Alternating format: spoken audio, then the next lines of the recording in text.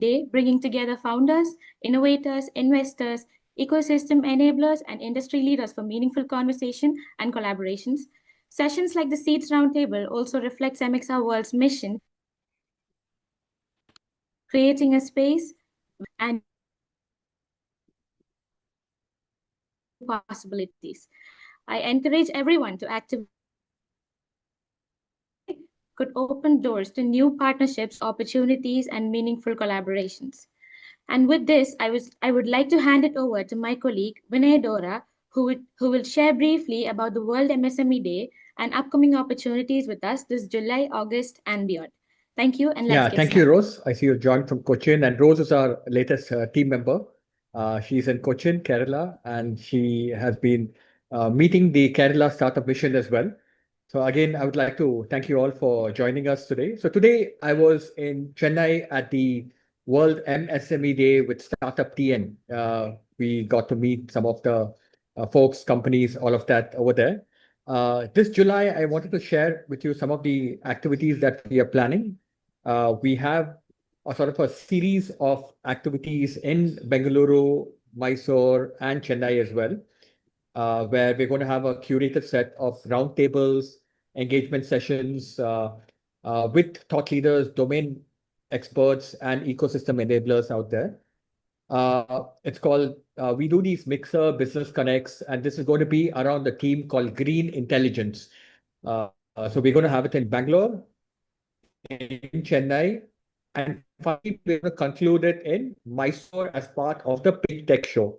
The Big Tech Show is an initiative by the Karnataka Digital Economy Mission, the state's annual flagship event in Mysore at the Infosys campus.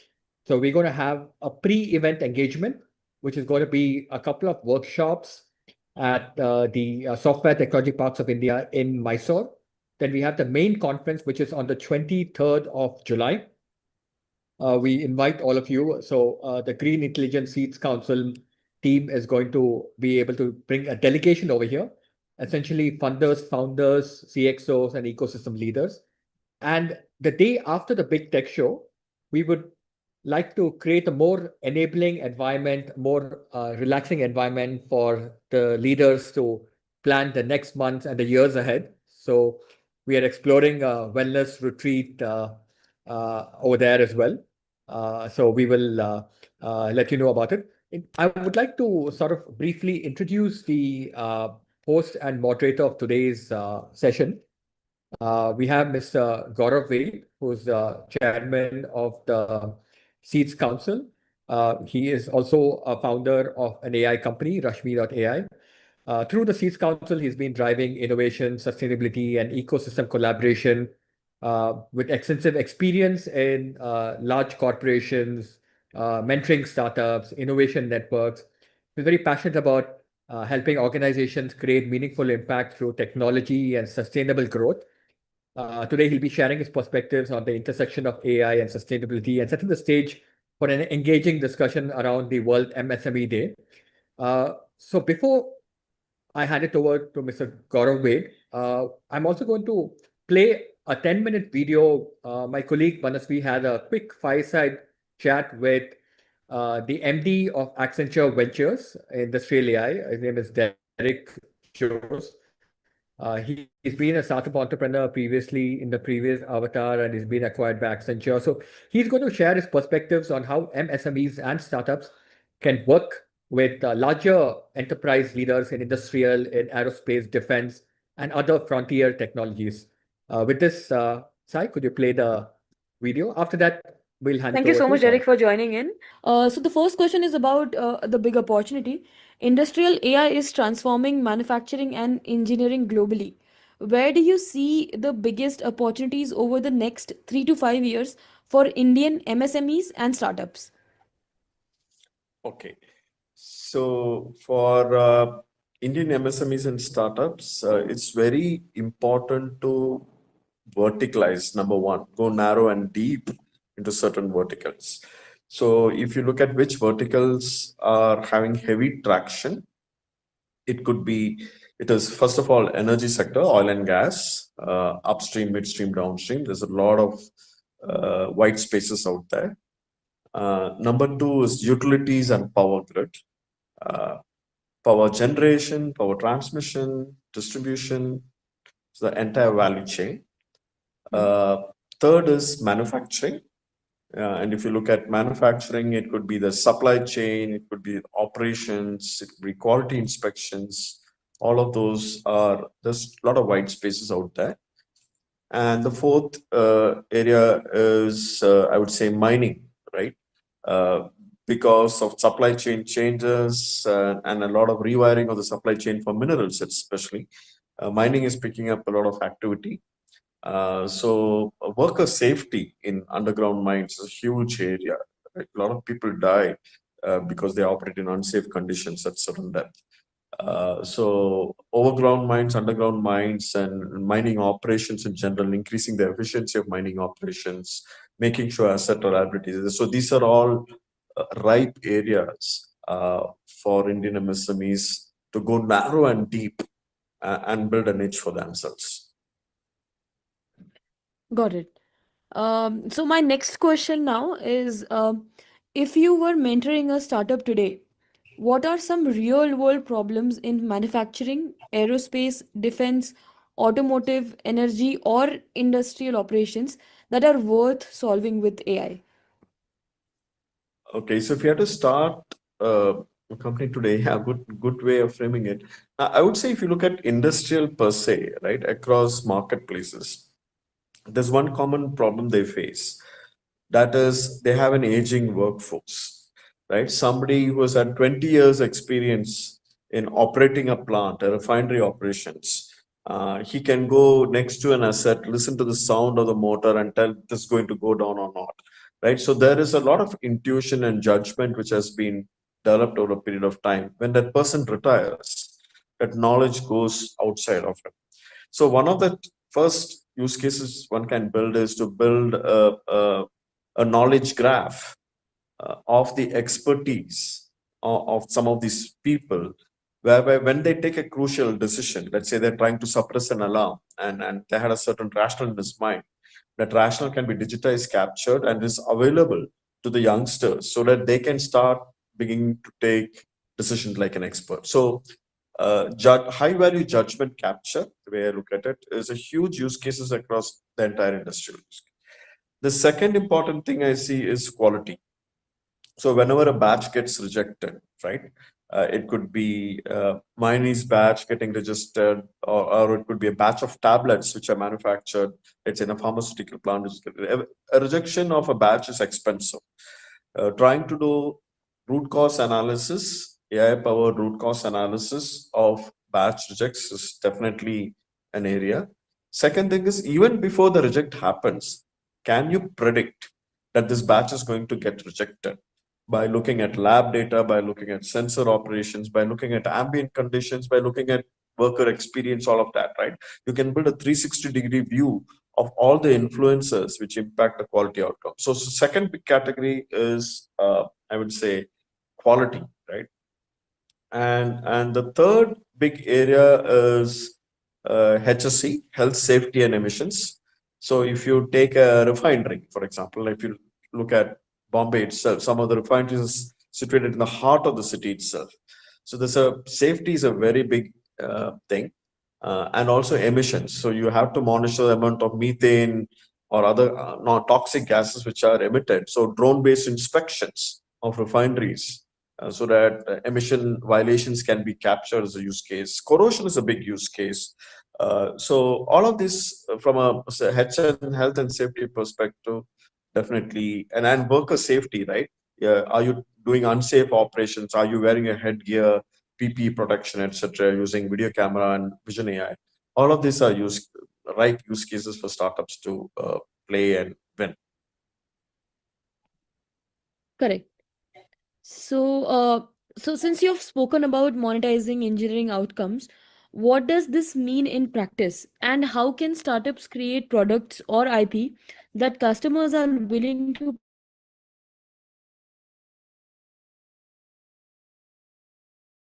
pay for instead of building work services? Correct. So one of the areas to build, so IP is to get exclusive access to high value data sets, the way I look at it. What do I mean by that, right? For example, let's take some practical examples. So Google from Palo Alto wanted to build an AI model to predict diabetic retinopathy in patients. So they needed a critical mass of data regarding retinal scans, which is not available in the US. Right? That volume was not available, privacy, a lot of stuff. Finally, they came down to Arvind High Hospital in Madurai. Arvind Eye Hospital essentially shared with them a lot of data because they do all these camps for free, but they had access to a lot of data regarding diabetic retinopathy. And from that, Google was able to build an AI model which predicts that, right? So exclusive access to high value data set is very, very important. The second big area is capturing the reasoning, or what they call as decision context graphs, right? People are taking decisions. The decision has a lot of context. When I mean context, it means than the others. So that reasoning, whether it's related to timeline, quality, regulatory implications, is important. That's not captured today. So building a knowledge graph of uh, decision graphs, decision recipes, and the reasoning behind it. Building a reasoning database is another area where startups can build a lot of IP. Got it. So the final question is advice for founders. So, what skills, partnerships, and mindset should founders develop if they want to build globally competitive industrial AI companies over the next decade? Yeah. So yes, there are mindsets and there are tool sets, right? So from a mindset perspective, I think uh, we need to do more in terms of doing sales experiments and failing. So what I mean by that is you should budget X amount of money to fail in sales experiments. You should write it off because it's not in our mindset to fail, right? So you have to succeed with every experiment, doesn't work in real life. So you have to have that mindset saying, I'm setting aside, I'm just putting a number, 100 rupees for sales experiments, five sales experiments, 20% each. And I am expecting 80% of my sales experiments to fail, but the one which works, I really want to scale. So budgeting for sales experiment failure is a mindset which founders should have. The second big mindset is from a partnership perspective, right? We normally would like to partner right on the shoulders of an existing giant, right? But we do not know the landing point. You could be talking to someone in the middle of the pyramid. It'll take you a long time. So you have to find the right nodal points.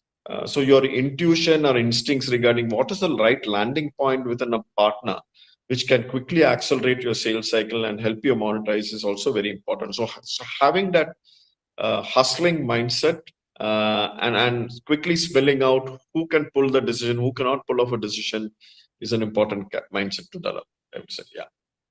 Got it. And one piece of advice for entrepreneurs for on this occasion of the World MSME Day. Uh, I would say is do a lot of global sales experiments early on. Middle East, US are good ripe markets. Uh, please do a lot of, and each geography has its own nuances. Uh, so double down on your sales experiments by ICP in your target market. Yeah. Got it. Thank you so much, Eric. Thank you for your time, and we will definitely take the advice. And yeah, that's it. That's it for the. Great. Over to you, Gaurav. I think you could set the context once again because we have had some new speakers who have joined us. Yeah, so great to be here at the occasion of World MSME Day. So Vinay had briefly introduced me. I wear multiple hats. So amongst my various hats, what I and the rest of the team here, we are part of this thing that we have started called Council for Entrepreneurship Enablement, Decarbonization and Sustainability.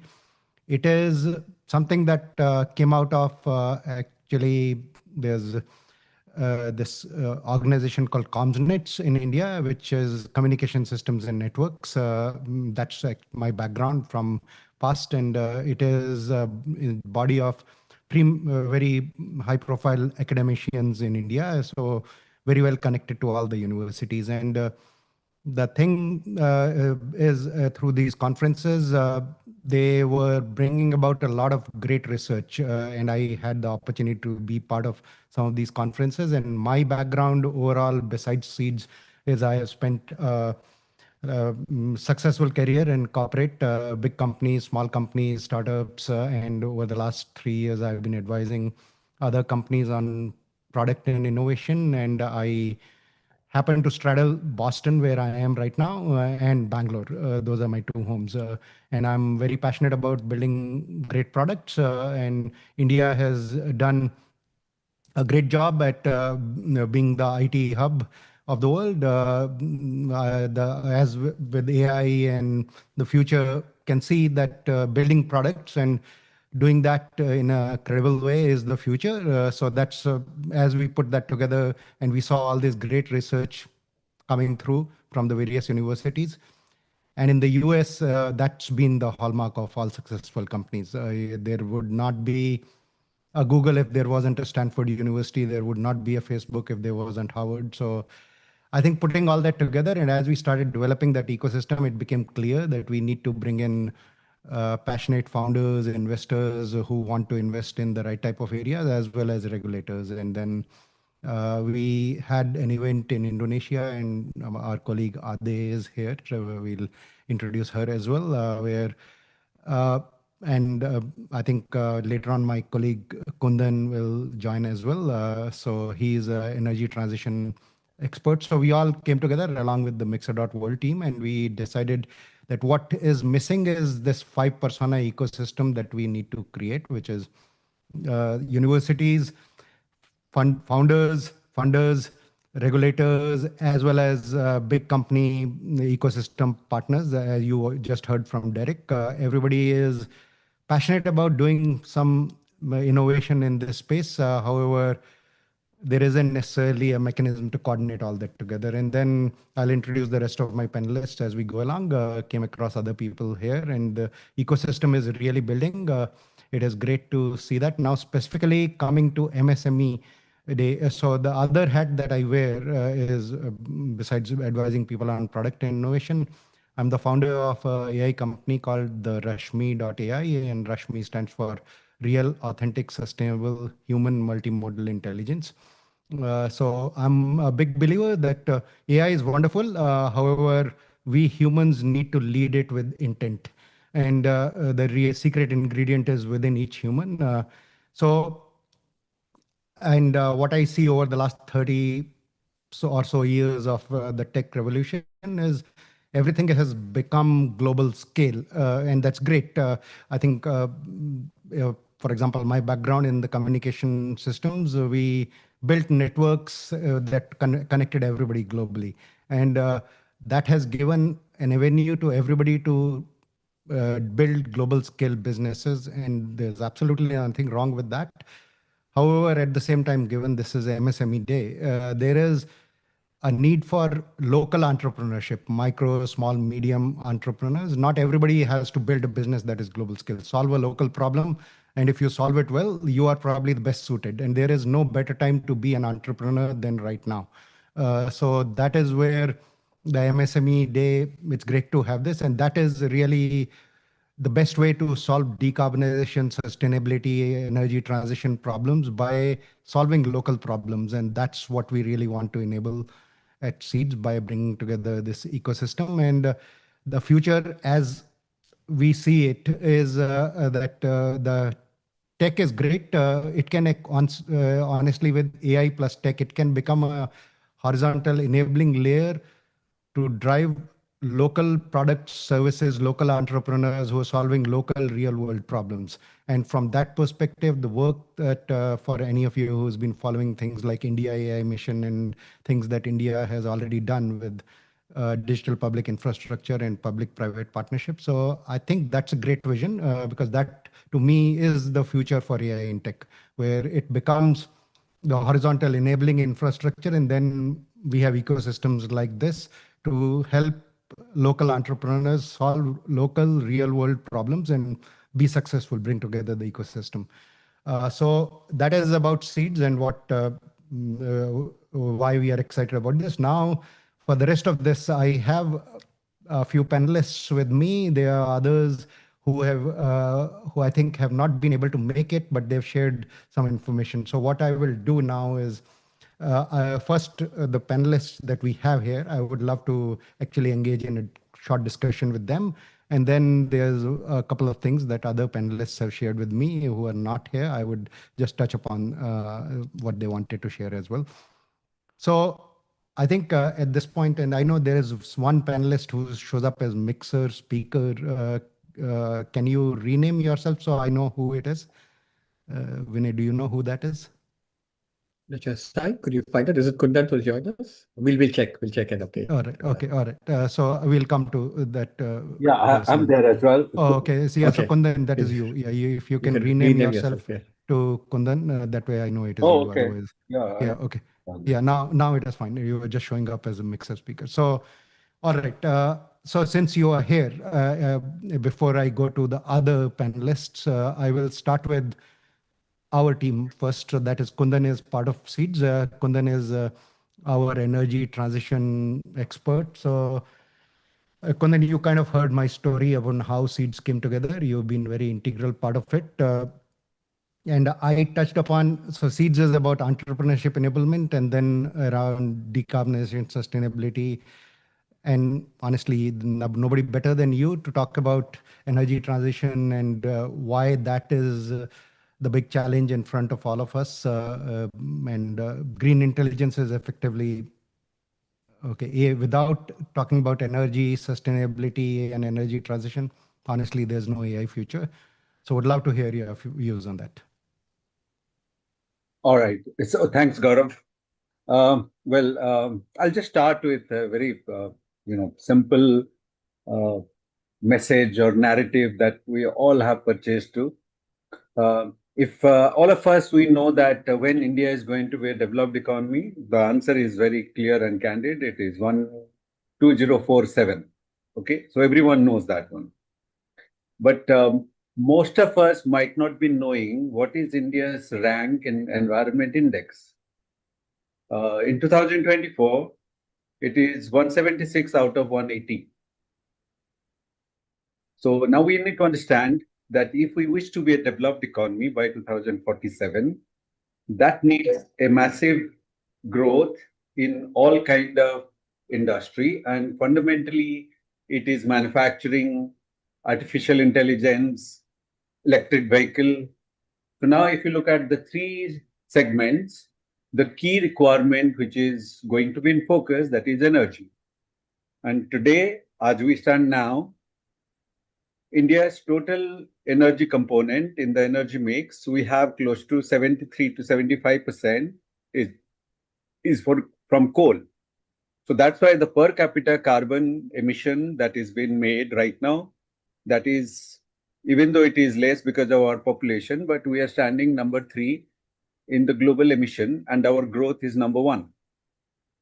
Now, energy transition, which is core of all this, is going to be the key investment that India needs, as well as globally every country needs, and every country has defined its net zero target. So for India, we are estimating close to around 13 trillion US dollar investments are going to be in energy transition by 2050. So if you look at major Indian corporates in their investment strategy, you will find energy is going to be at the core. And subsequently, like considering today, we are talking on MSME. So it is the entire value chain in the enterprises, whether it is small, big, or macro, micro, anyone.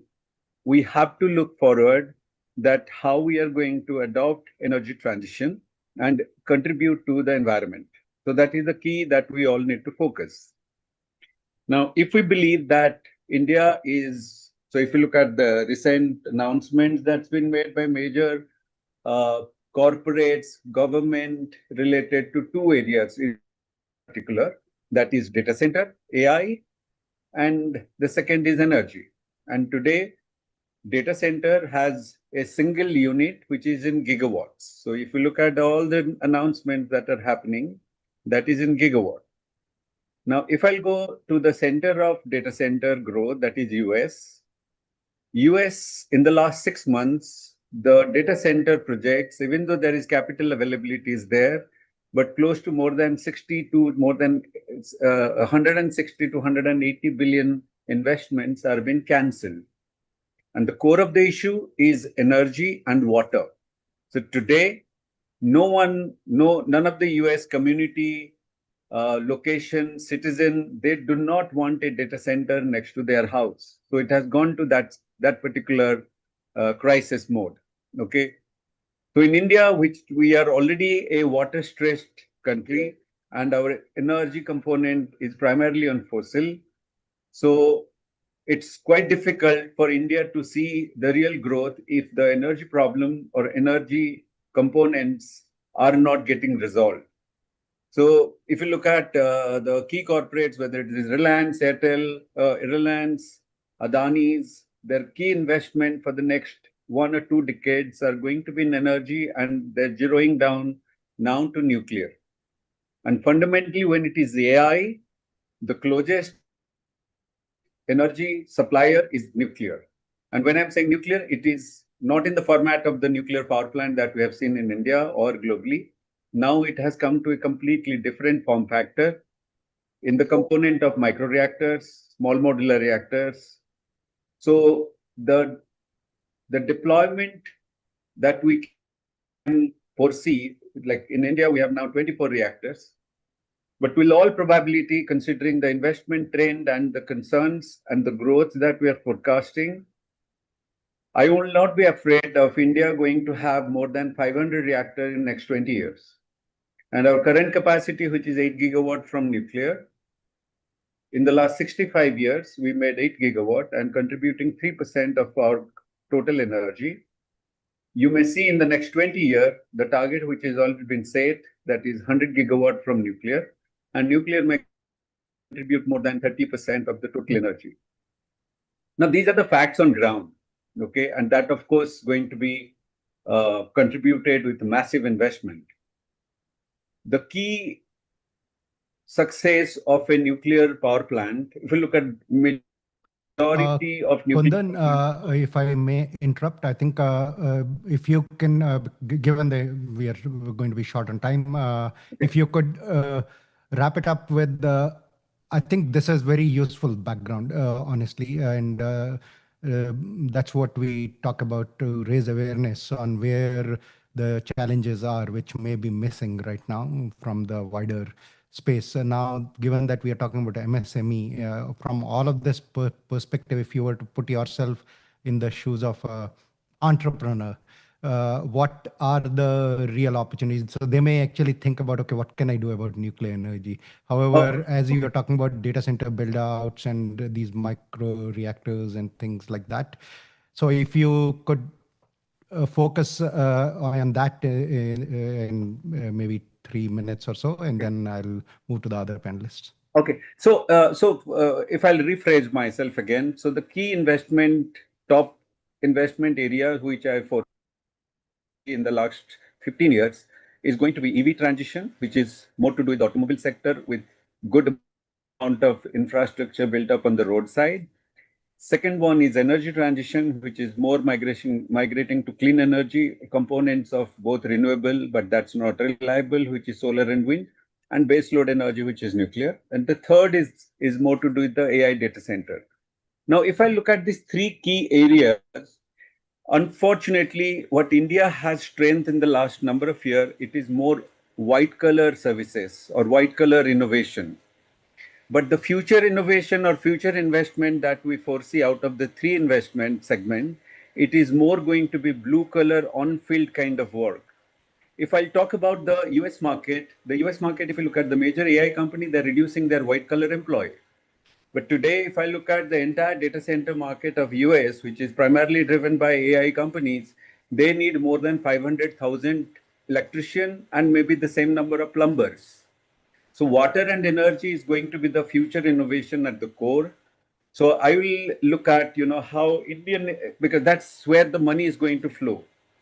So the innovation, if you look at today, MSME, I don't know how much of MSME readiness or innovation are aligned to these kind of area, which are on ground activities, on ground innovation.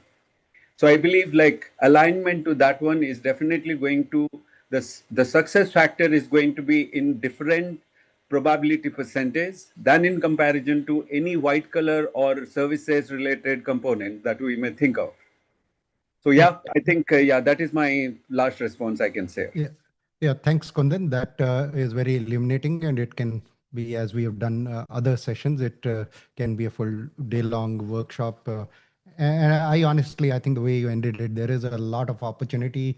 When you start talking about nuclear and all of this, most people are like, okay, what can I do as an individual? However, there is a lot of real opportunity that MSME entrepreneur can start contributing towards.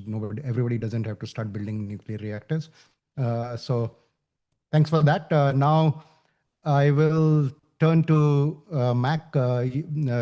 So thanks for being here. You are the founder at universitytech.io, and like me, you also wear multiple hats, a polymath. So it's great to have you part of this ecosystem. Specifically, given what you do with the University Tech IO, there is, and I talked about this at the beginning, there is a lot of research that happens in the universities, globally as well as in the Indian context.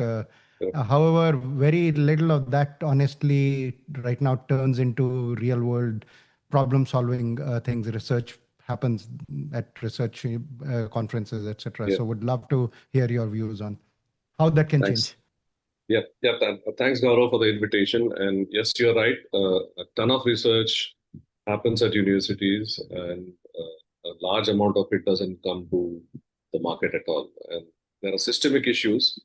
Sometimes there are freedom to operate issues in terms of the nature of the IP and the country of origin. But largely, it's because of bureaucratic channels, lack of resources. The tech transfer offices are not fully funded or resourced.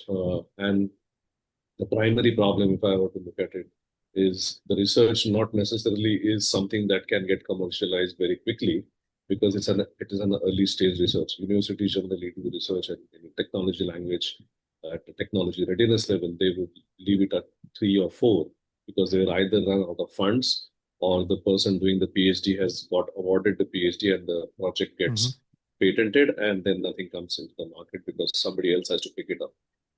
But before I get into the university side, taking into account today this MSME day, one of the factors that is important in terms of university research commercialization is that there is a huge amount of capital that is locked within MSMEs. I have tremendous respect for MSMEs. Being an MSME coach, like the multiple avatars that I do, these are folks who are the most biggest risk takers. On an average, any country's economy, between 65 to 85% of the GDP is contributed by MSMEs. And somehow these people are never given, or this group of people are not given enough support in terms of progressing their businesses, getting money, capital. The word that in the last 20 years is startup, and now deep tech. All of these fancy words have taken I'm nothing against a startup. I'm running a startup, so nothing from that point of view. But the real money, or the ones who have actually been there, done that, are the ones who are MSMEs, who are hungry for growth. And there is a slip between the cup and the lip here. And the reason that University Tech IO that exists is because we would like to bridge that university and academia connection. And there are various things that can change here. And one is MSMEs need to be more open to be patient about university research, acquire it, and convert them into products, use test beds. There are various initiatives globally. If I speak out of India, then RDI fund, which was just initiated, the 1 lakh crore fund, Anusandhan National Research Foundation, ANRF, Niti Aayog is doing a lot of work. Various other countries have their own programs around MSMEs to support that. Economic corridors of different countries and states have teams which are trying to bridge the gap between MSME and the universities. So there is a lot of activity that is happening. It is slow. There is a lot of inertia because it is about who will take the first step. That's what we have learned over the last 2 years when we have been running university tech. And there is a capacity and a capability creation work that needs to be happening. So while the research is happening, you need to enable and one of the things that you have in SEEDS is entrepreneurship enablement, right?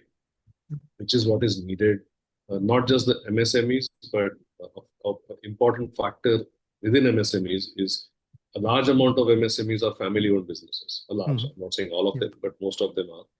And it has been studied, it has been documented, it has been reported that the second generation, third generation entrepreneurs don't necessarily want to continue with the family business. It is a healthy balance sheet. They don't think they can add anything of much value because they got educated in different domains. And they are hungry to try something new. And there are two parts of it. Again, I'll wear my coach hat and a startup hat both. One is the opportunity, which is a startup thing because you can acquire an IP from a university or a cluster of IPs as a portfolio and create a product portfolio group and start monetizing it.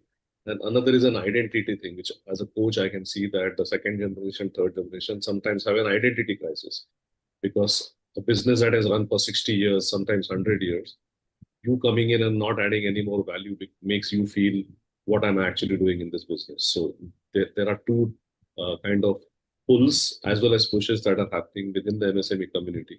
And that's where the actual opportunity lies. And I was hearing Derek talk about it, Kundan speak about it, that are we ready? So I think the MSME is ready. It's just about we need some kind of catalyst in terms of getting a trigger moment that happens. And then it is a chain reaction. And nuclear will be the right word because when MSMEs start doing it, then it's a nuclear activity because imagine there are about 400 million MSMEs globally, right? We just need a portion of them to start activating and start doing university research. And we are doing our bit at University Tech IO to do that in different forms, not just commercialization, but organizing the research, solving for the information asymmetry, because each university markets their products separately. Some don't market it at all. So first you have to organize the available stack, then make it legible and summarized to form that this is what it does. Then educate the MSME saying that, look, this is an adjacent problem, this is a new age problem, this is something which is incremental for your business, you can acquire this, develop it. And so there is a whole capacity and capability creation activity that is needed. And the more people are doing it, the better it is. I think we all are here with the same intent. We are approaching it from different angles. I purposefully did not use the word AI, even though I have an AI-based company. And the reason, and I would like to highlight that is AI is a horizontal layer. It's an enabler. It's like electricity now. AI is omnipresent. It's not going to go away. But creating another AI company doesn't solve anything. It is about how we can put it to use as a tool. I think Derek mentioned there is skill sets and tool sets. So I think those are the things that I can talk about university research. And I just saw that there are a lot of MSME groups that this is getting live streamed to. So I think you folks and the MSME industry itself can catalyze and change GDP equations. If that happens for 2047, as we talk about, I believe if we do it in the right way, with the right intent, 2047 will be a far target. We could do it ahead of time. I'm an internal optimist, even though it's tough to do this. Yeah, that's my piece. Yeah. Awesome. There's so many threads there, Mac, that we could pick up on, just keep chatting for a very long time and full day sessions. Yes. But it's great. I think it needs an ecosystem approach, and it is great to see that ecosystem come together, and specifically related to what you said about family businesses. Correct. And so there's Professor Vineet, who was going to join us. He unfortunately got held up. He could not join. He is a professor of entrepreneurship at CMS Jain University, and we have worked extensively with them. They are predominantly, most students there are from family business background, and the entire focus that we've been driving with them is precisely what you said, that uh, these are healthy, flourishing businesses. And Yes. with all of the transitions that are happening now, instead of them pursuing startup ideas on something completely different, there is an opportunity to really turn that business, and that's where the identity Yeah. crisis honestly can be addressed, that you Yes. have your own identity.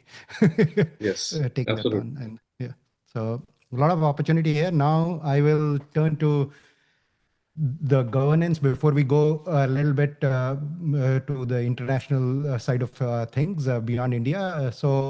At this point, we have Gautam here from Tax Kriya. He is an entrepreneur as well as somebody who's been heavily involved with the governance and what that means for an entrepreneur from a startup as well as MSME segment. So Gotham, the term governance gets thrown around and mostly gets viewed as, okay, it is a hurdle. I think, well, yes, you have to navigate the governance issues, but what can an MSME, an entrepreneur really do while addressing the governance issues as well as create value out of that? Okay. So most commonly, when we hear the word governance, okay, it will be pictured as rules, uh, paperwork, and slow committee, possibly.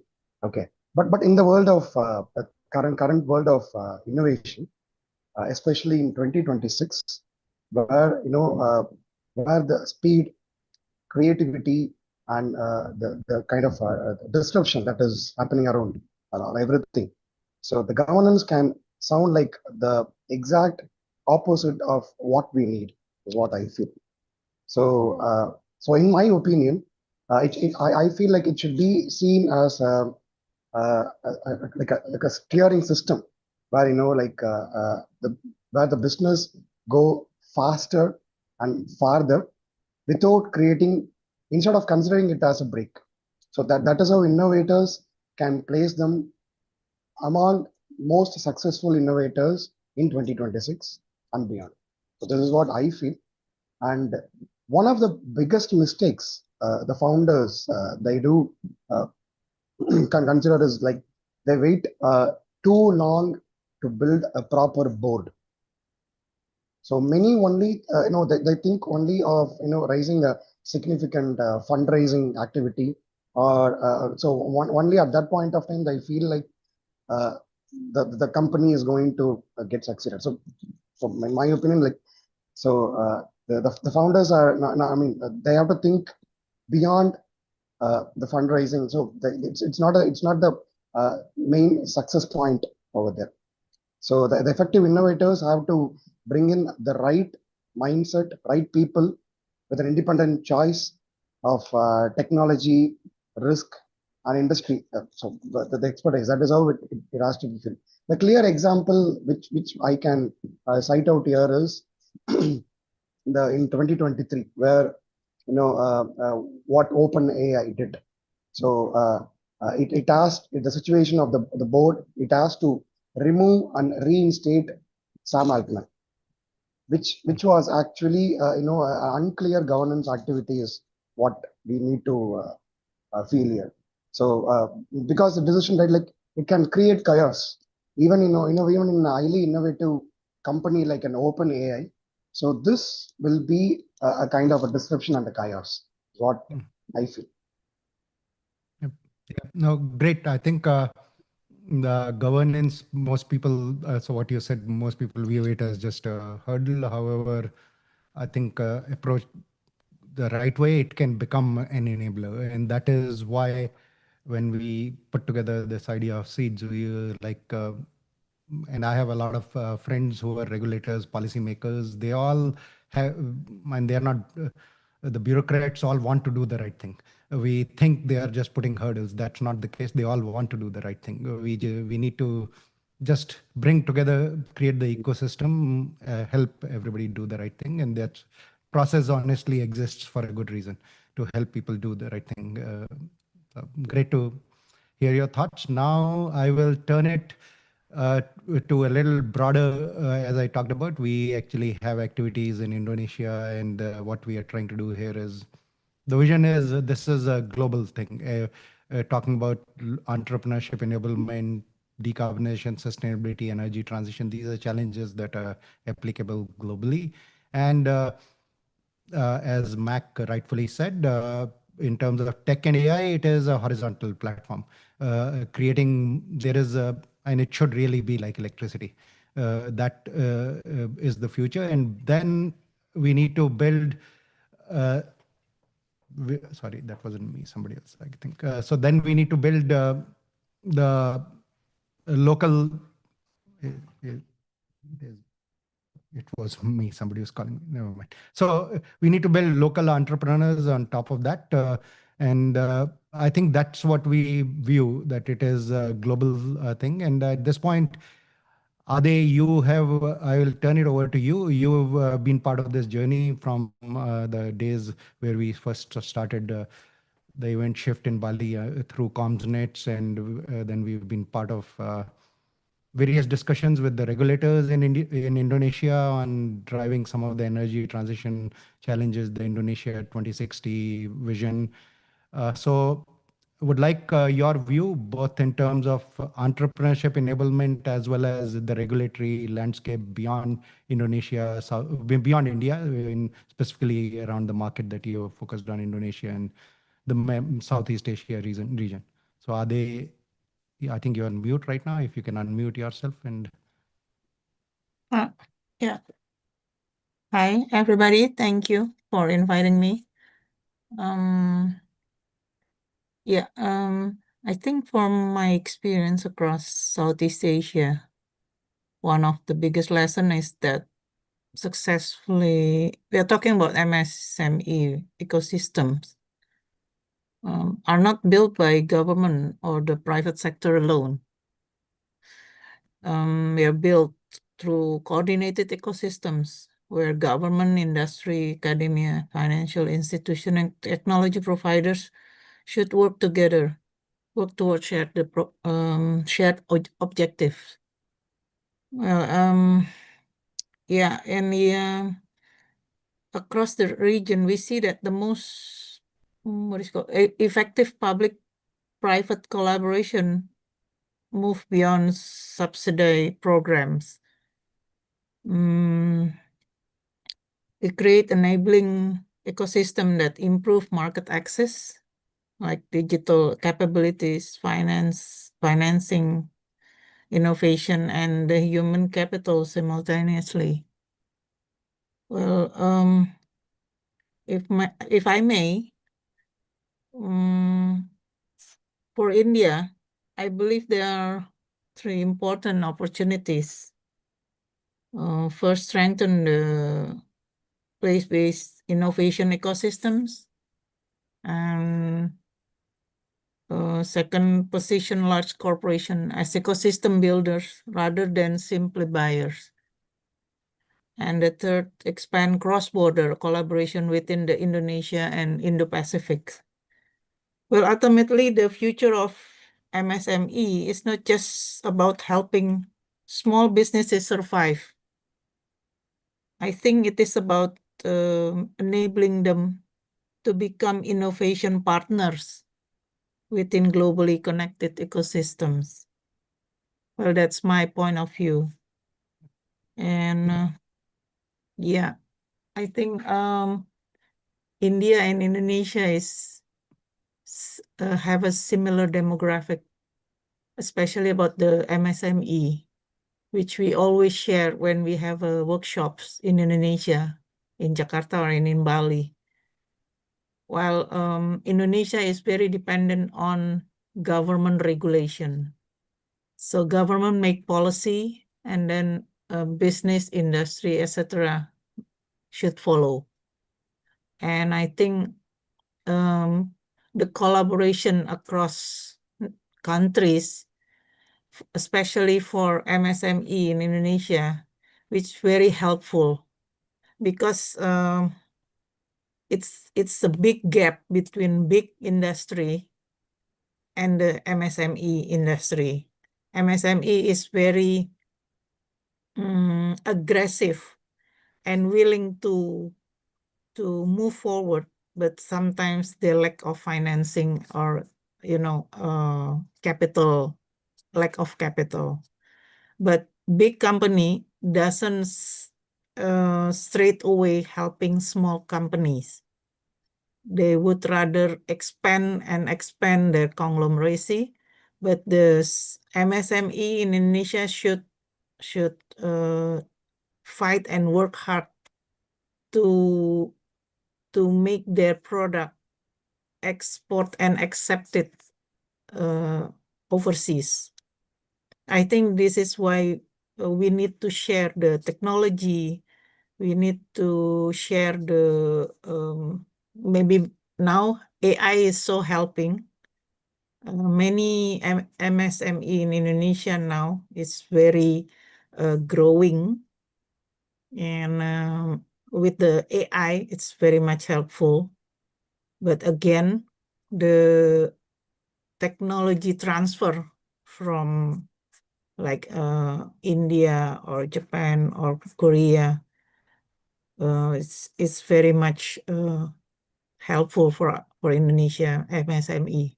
I think that what we can share next time, not only talk about the big industry, like transferring the energy to the green, we need more knowledge from neighbors. That's my idea. Thanks, Ade, and you've been instrumental in taking ComsNets to Indonesia as well as how all of this came about. So absolutely, we are very passionate about this ecosystem itself is just a horizontal layer to help entrepreneurs, MSMEs all over the globe do their bit and create solutions solving real world problems. That's why we exist. So looking forward to doing that. Now I'll turn over, continuing with the regional theme. I will not try to pronounce your full name. I think Non, you go by Non. So Non's the CEO at TVA Capital in Thailand, and would love to hear, given what you heard here about entrepreneurship and development, energy transition, etc., and funding. So we would have had other investors also join. However, you represent the investor angle as well as the global Southeast Asia angle. Would love to hear your views on that part of the ecosystem. So over to you, Non. Okay. Thank you very much for inviting me to join the World MSME Day for the roundtable. Actually, right now I'm the CEO of TVA Capital, but before this, my background is always in investment banking. So I always help the big corporate do IPO, M&A, finding investor, all these things. But then when I joined TVA Capital as like the CEO, it's like rechanged my world, because actually TVA Group, right, we help the SME to turn around. We help them to grow sustainably and to create like real social impact whether in terms of social or in terms of environment.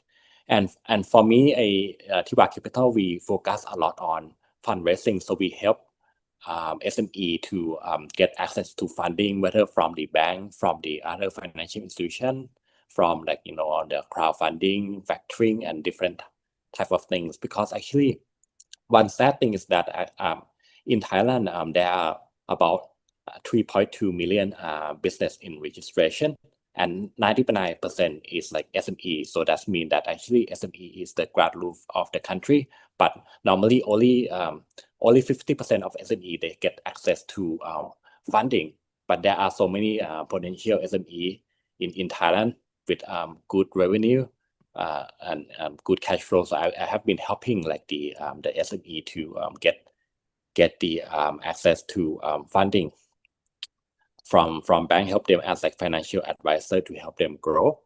And also right now there's also one project that I'm working on as like TVA Capital, that actually I'm helping the to implement revenue-based finance first time in Thailand, because actually many SME, they have a very good cash flow, strong revenue, but they cannot get access to bank funding because they don't have the collateral. So the revenue-based finance will help them because everything is like pressure on their revenue performance. So actually this is what I'm doing to support the Thai SME with the access to funding and fundraising.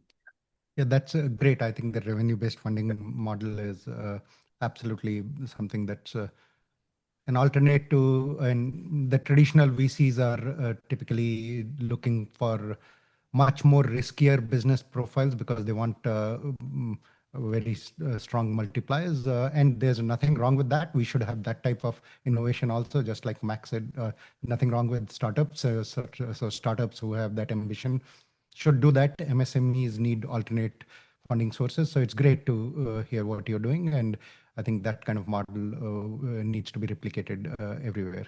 So with that, I think we have addressed all the panelists here. One other person who was going to join but could not as he got held up, I think that was him trying to call me in between, is the president at a group called Pospol. They're based in Bangalore and have global presence, including here in Boston as well as in San Francisco. And they run a program called Pospol Catalyst. So at CEEDS, we are doing this green intelligence cohort, which is more focused around bringing about real world challenges and then putting a cohort of founders and students from various universities to go through a 10-week program and turn these ideas into real world solutions. The winners of that now, okay, we get it to that point.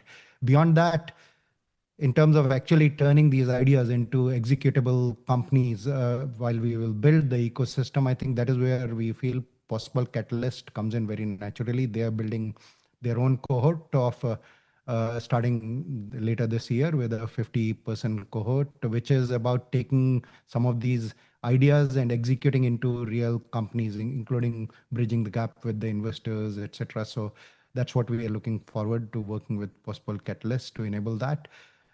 So as you saw from the profiles of the various speakers here, what started with as a high level sort of just mission dreaming, us dreaming about, okay, we need to bring together such an ecosystem, is coming together with the various type of speakers. It is an ecosystem play in order to do this right. And it's great to see this coming together. So with that, I think we have concluded the roundtable. Vinay, I'll turn it over to you for a vote of thanks and next steps and bring us home. Yeah. So I think there were quite some compelling shares. I would like to thank our team members, Sai, Rose, and Manasvi, who have been able to put this together. There were a lot of takeaways, a lot of insights. We've also been leveraging a lot of new tools. So you'd find this live on LinkedIn, on Instagram, on today's channels where all the young entrepreneurs, the Gen Z innovators, and even the senior, more experienced folks were generally busy on the move. One of our team members, Dr. Madan Monrao, for instance, is doing a 10-day workshop in Montreal, Canada. I'm sure he would be watching this and sharing his insights. So next month, we're going to have a series of offline engagements. So those of you who can make it to the innovation hubs in Bengaluru, in Chennai, and the Big Tech Show in Mysore, we have an exciting sort of engagement plan for you, where you would get to meet other change makers, innovators, investors, CXOs who are very keen on CEEDS initiatives, especially the green intelligence cohort and activities that we have planned. We will be emailing many of you, so do share in the comments below. Again, a special thanks to all our speakers for sharing their valuable perspectives and the others who are watching it virtually. So on behalf of CEEDS Council, Mixer World, and various other partners, we look forward to continuing our conversations and building an even more exciting innovation-led ecosystem globally together. So we will see you on the other side. We will keep you posted on the next set of engagement events. And do share your interest below in the comments, and we will get back to you all. Thank you again, and have a great day, evening, morning, wherever you are. Thank you. Thank you, Vinay. Thank you. Thank you. Thanks. Thank you, everyone. Thank you.